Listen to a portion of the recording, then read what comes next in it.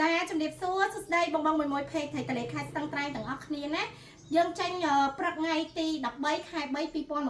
2025បងចេញជាមួយនឹងប្រភេទត្រីក្អែកហើយនឹងប្រភេទត្រី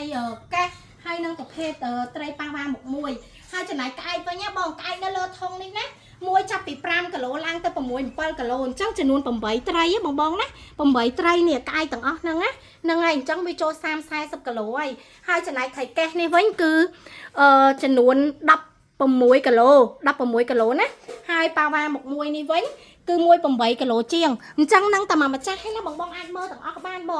ងអាចមើលទាំងអស់បានមកម្ចាស់គឺច្រើនមែនតែនអញ្ចឹងបងអាចជឿទុកចិត្តបានមិនមែនអ្នកលក់ចេះតែថែណាបងចង់បានត្រីថ្មីត្រីស្រស់អាចឆាតមកពេកថៃតលេខេត្តស្ទឹងត្រែងដល់ពេលសុផានីរ៉ា Telegram 097911333តានីជូនបងផ្ញើទៅអត់ខូចអត់ស្អុយអីទាំងអស់បងមើលតែចំនួននៃការកម្មង់ដឹងឯណាអញ្ចឹងអរគុណមែនតើបងសម្រាប់ការកម្មង់